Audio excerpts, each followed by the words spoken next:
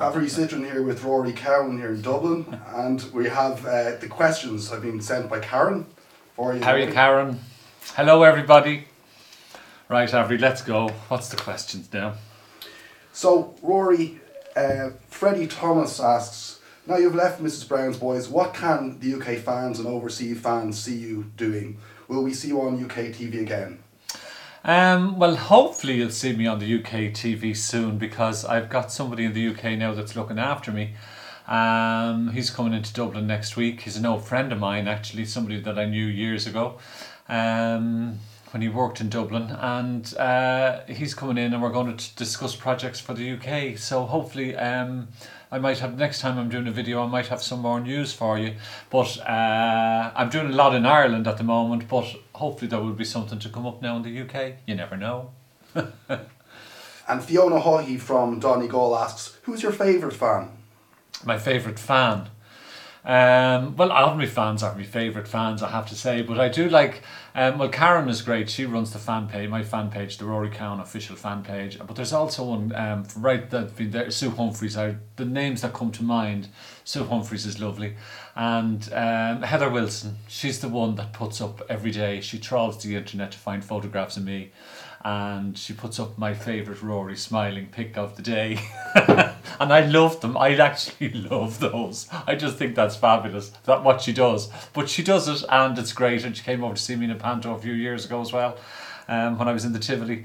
And so that's it. There's lots of fans that names come to mind, but there's thousands of them on the fan page, and thousands of them that follow me on Twitter and Facebook. So I love you all, really. And Joe and Dakota Cardy from North Ireland, North Yorkshire asks, will Rory be in the UK soon? Dakota misses him so much, as do I. Also, will the panto role be a regular thing in Dublin? I don't know. I've been offered a panto in the UK, and I don't know if it's going to happen yet, because it's so early in the year. It's only March. I loved the one that I did in Dublin last year, Polly and the Beanstalk, but I was only filling in there. I was only filling in a role. A comedian, Al Porter, he had to back out of it for a while, so I took over the role, and I had the time of my life. I loved it. I would like to do more pantos. I've been offered one in Glasgow, and then they're also talking to me about doing one in Dublin again. So you never know. I don't know what's the story, what's going to happen there, but hopefully there will be a panto somewhere this year. And Wendy Harrison from Concept County Durham asks, if Rory could be a superhero, who would he be, and what would his costume be like? That'd be Wonder Woman. I'm trying to think. All the superheroes I liked are from the 70s television. There was Wonder Woman, there was the Bionic Man, the Hulk. I loved all those. But it'd have to be something camp. I mean, what sort of superhero could it be? I could be Thor. The Invisible Man. Now, wouldn't that be a good one, the Invisible Man? But there's loads. But I'd say Superwoman, go on, because I loved her costumes. They were fabulous. So Karen Lane from Essex asks, what sort of hobbies do you have? My hobbies are reading and music. It's always been listening to music. All my memories of times are based on what songs was my favourite song at the time. Like, I can remember the first time I heard Get It On by T-Rex, my favourite song of all time. I was in Athlone listening to a radiogram, just the rundown of the charts one day, and that had gone to number one that week. And I remember it very well. I remember the song that replaced it at number one. It's Diana Ross, I'm Still Waiting. We're going back to 1971, and I can remember every time there's specific memories for me, I always associate them with songs, with music. Every memory of mine is associated with music. Even memories, I'm writing a book about at the moment about my life story, but it's also interwoven with stories about my mother.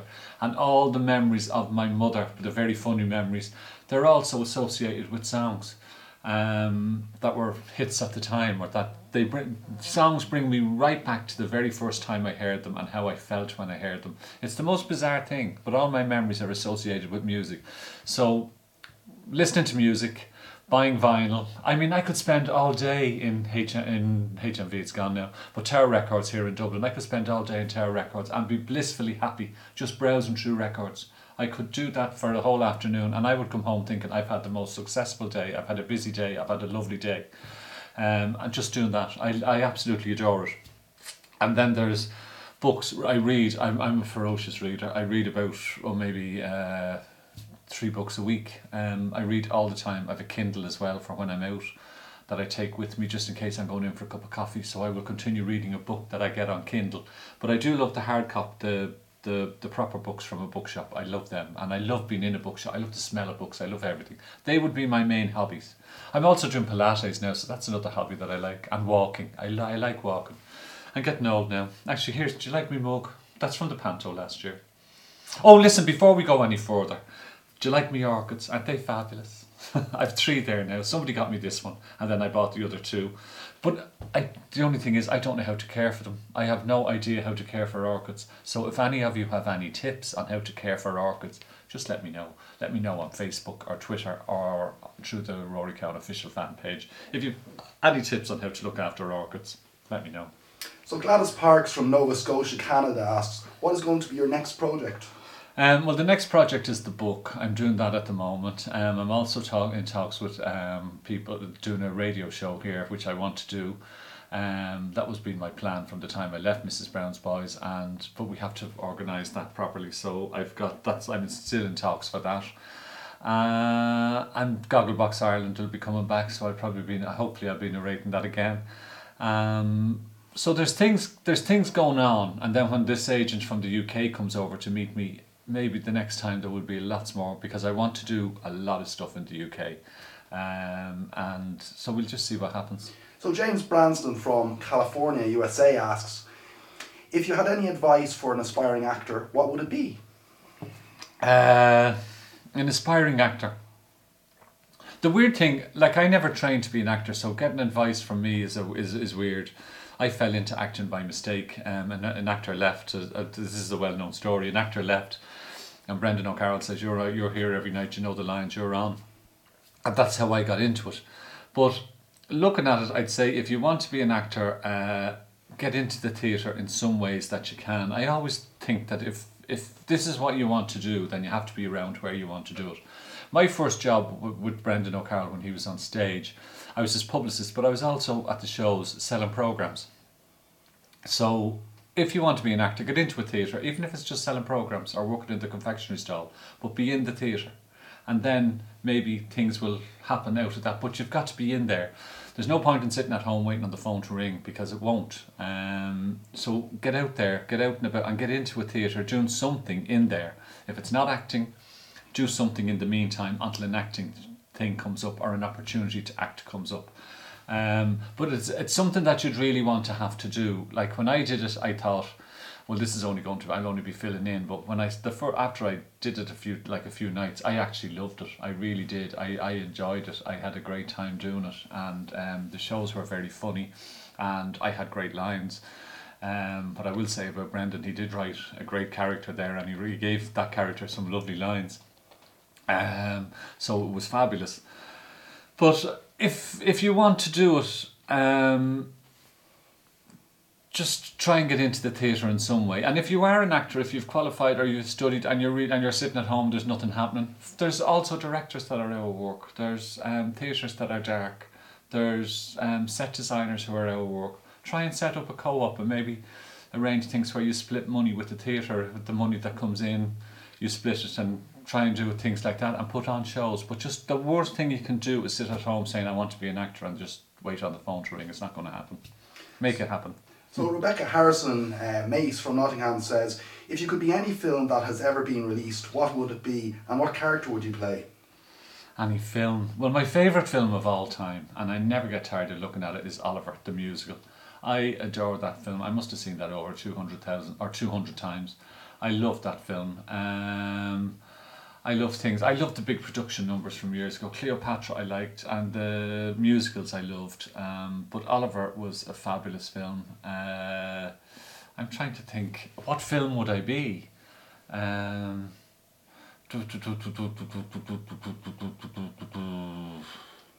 Maybe a James Bond one. Could you see me as James Bond?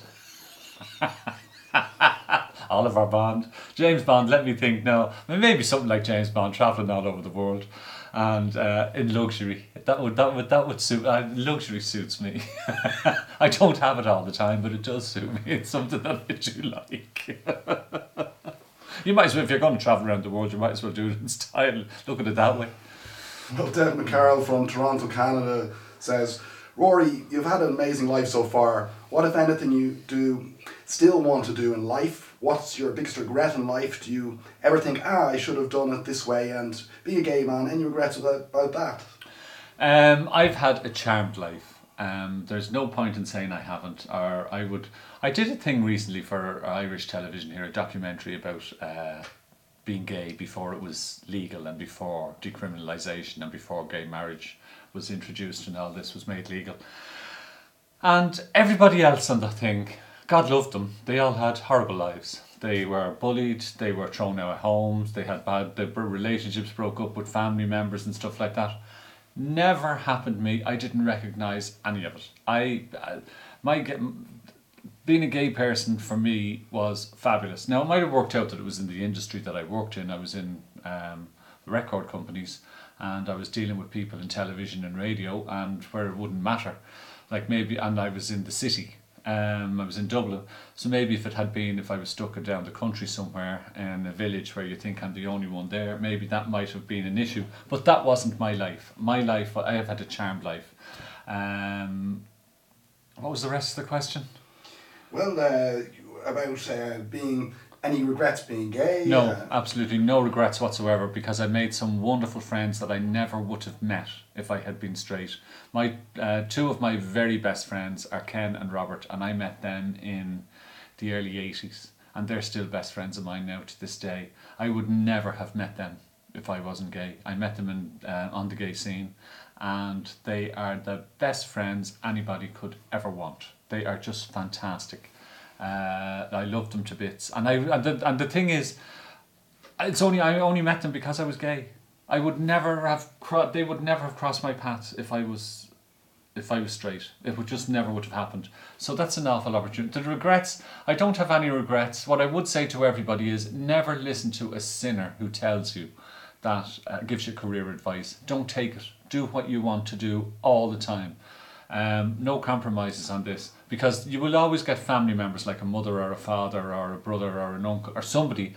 They will give you career advice and say you should do this. They mean it in the best possible way. They mean it to help you. But my mother wanted me to work in a bank. I think I've told this story before, because I was very good at maths. And she kept going on, maths, you're going to be in the bank, you're going to be in the bank, you're going to be in the bank. And I couldn't think of a job I would hate more. I was naturally good at maths, but I had no interest in them. But I was naturally good at them. And what happened was, I went in to do my Leaving Cert, which is the exam that you do when you're about 17 or 18 to finish school. And I deliberately failed maths. And my father got me a job in a record shop. And I had the best job in the world. £21.50 a week I was earning, and I was doing what I would be doing for nothing. Listening to music, because I would have done that at home for nothing. I was so interested in that I got promoted and promoted and promoted. By the time I got to 24, I was the marketing manager and the sales manager for that company, EMI, which is one of the big record companies in the world. And I ended up meeting people like Paul McCartney, David Bowie, Diana Ross, all these people through working in EMI.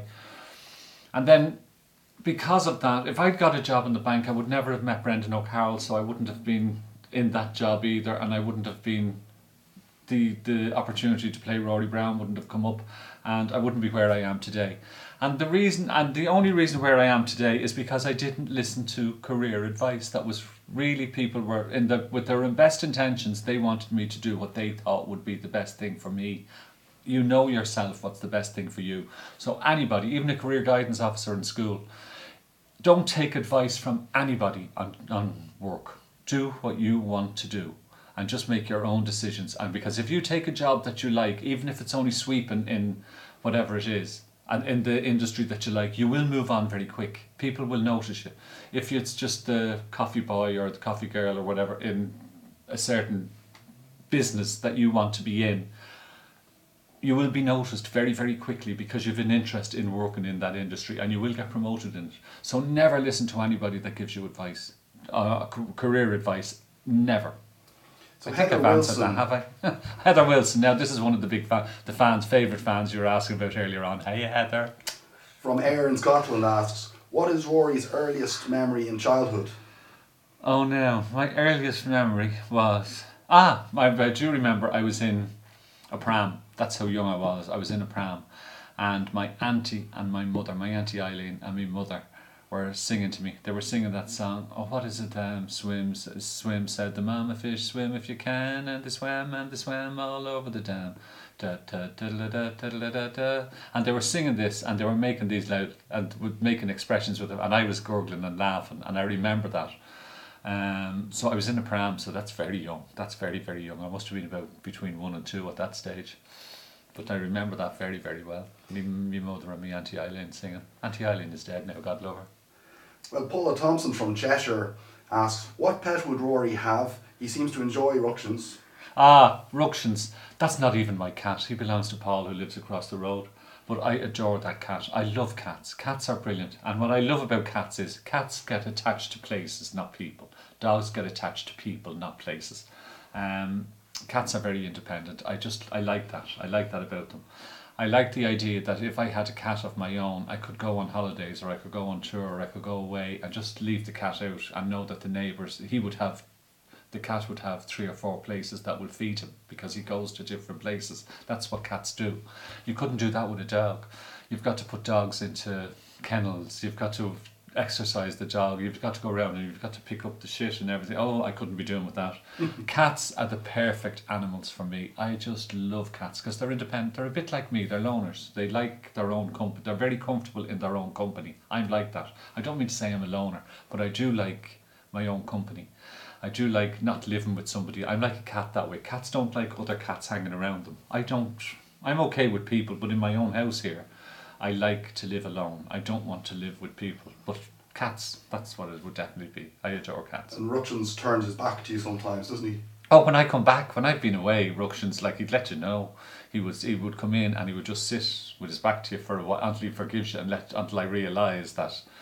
And I make a big fuss of him and I sort of apologise, and then he's fine. He'll come over and be petted and stuff like that. But he will come in and he'll just sit with his back to me, and I get it. And I know that cat so well. He's not even mine. By where he sits in the house, I know what he wants. I know if he wants milk, cat's milk. I know if he wants food. I know if he wants to go out. I know if he wants to be petted. I know if he wants to be on his own. By what that I can read that cat. I can see. I know it's stupid. I think I can see into the soul of that cat. I really do. Well, if he's annoyed about anything or jealous, he turns his back to you. Oh yeah, he's fabulous, and he can manipulate me. Cats can manipulate people. They're fab. I love cats. So Sue Humphrey from Walsall, West Midlands asks, I'd like to know if Rory will be doing a book tour, and will anywhere in the West Midlands be on the agenda? If the book's released in the UK, which I hope it will, I will be doing a book tour. I'll insist on doing a book tour and go out and meet as many people as possible. I'd want to travel all over the UK, and if it was sold out everywhere else, I'd go there as well, no problem. I'd love to do that. But I have to get it written first. But there you go. But Sue, I will see you on the book tour, definitely. Don't you worry about that. I'll make sure that I go. And Kirsty Knowles from Derby asks, Rory, how have you enjoyed writing your book? And has it made you remember a lot of things good and bad throughout your life? What's been wonderful about the book, this is the most bizarre thing. It hasn't made me remember anything bad, because nothing bad ever happened in my life. I've never had, thank God, touch wood. As I said, I've had a charmed life. Nothing bad has ever happened to me. And things that did go wrong, like, years ago, like, I had health issues. I had a brain tumour years ago, but I got over that, and that was fine. And but like bad things, with the book, what I loved remembering some very funny things, that were locked inside the back of my brain. That when I had to think about what I was writing, they came out, and they are hilarious, and they entertained me as well. The one weird thing about it was, because they wanted it interwoven with stories about my mother, that did panic me a bit, because my mother has dementia. I talk about it all the time on television and on radio and in interviews here. But it was the most bizarre thing. Every time I thought about her, I couldn't remember her before she had dementia. Every time I thought of my mother, I could just think of her at that moment having dementia. I couldn't remember any good times I had with her. I couldn't remember what she was like when she was a normal woman, before she had dementia. It was the weirdest thing, and I thought, when am I going to there was a time, there was over 50 years of my life when she didn't have dementia, and how can I not remember any of that concerning her? But when I was doing this book, I had to force myself to remember things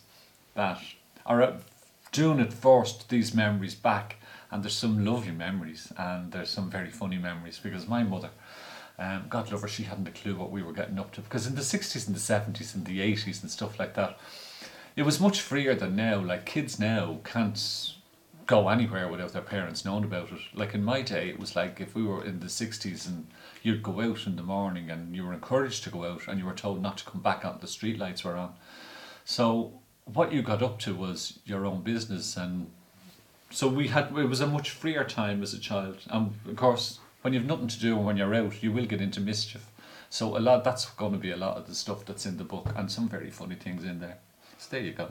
So the last question is from Karen Taylor-Steward herself. Hi, Karen. So from Newcastle on Tyne, and she asks, is there a celeb that you have looked forward to meeting and felt let down when meeting, and is there a celeb that you haven't met but would like to meet? I would love to have met Mark Bolan, because he was an idol of mine. I just adored T-Rex. Mark Bolan was the be-all and end-all of everything for me. Working in EMI, I did meet an awful lot of the big artists that I was fans of.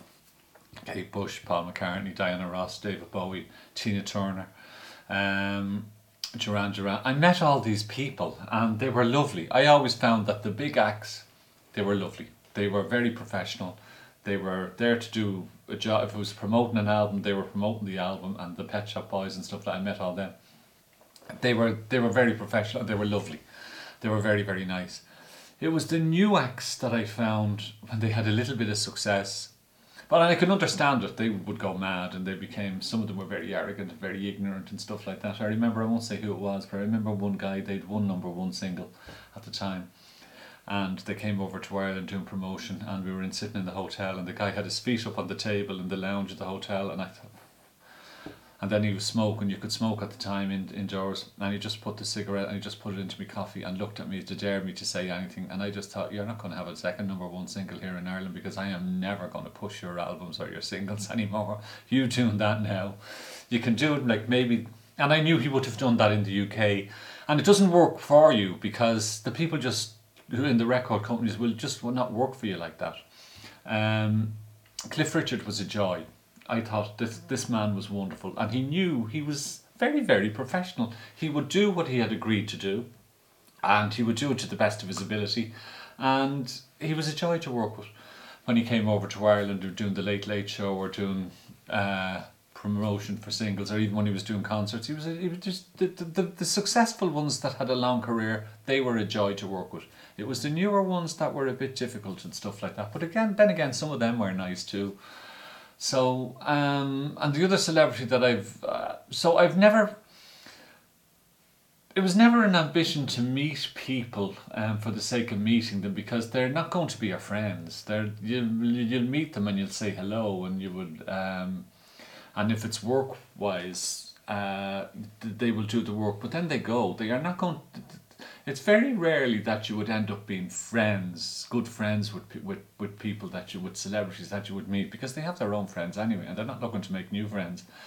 And if you act like a friend with them, or if you act over familiar, that can sort of make them withdraw a bit. The one celebrity I'd never, and it's only, I would just love to say hello and to thank her for all the wonderful memories that I have as a child as well, like Sandy Shaw. In the 60s, Sandy Shaw was everything to me. I just thought she was the most glamorous, the most talented, had the best records. I loved everything about Sandy Shaw. She was fabulous, and I've never met her. But again, if I did meet her, I would just say, hello Sandy, I was a big fan in the 60s and blah blah blah, and I'm a big fan now. And if she was in the newspapers or anything like that, I would buy the paper just because Sandy Shaw was in. I would still be interested in what she does. I follow her on Facebook. She has a Sandy Shaw Facebook page, and I follow her on that. But you wouldn't want to, I certainly wouldn't want to be hanging out with her or making a nuisance of myself with her. It's just to like meet her and say, hello, you were a big part of my childhood and I really appreciate it. I think you're fabulous. And that would be, and I'm sure she'd be fine with that, because when people meet me and they say something like that, we love you and Mrs. Brown's boys, I say, yeah, thanks very much.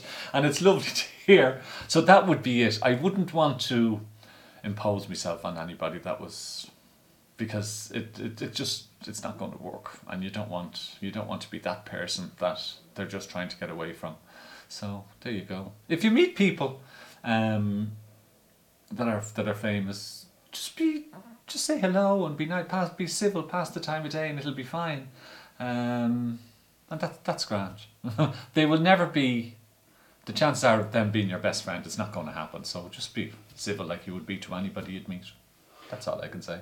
Well, from here in Dublin, thanks for everyone for watching. And thanks very, very much indeed. And don't forget, if you've any idea, because I know these need special care, and there's a way of doing it. They're not just like plants in a house that you pour water into every day. There's something, I've been told that there is ways of caring for orchids. So if you have any tips, and no, I don't mean tips, like if you know, let me know. I would really want to know. Thanks very much.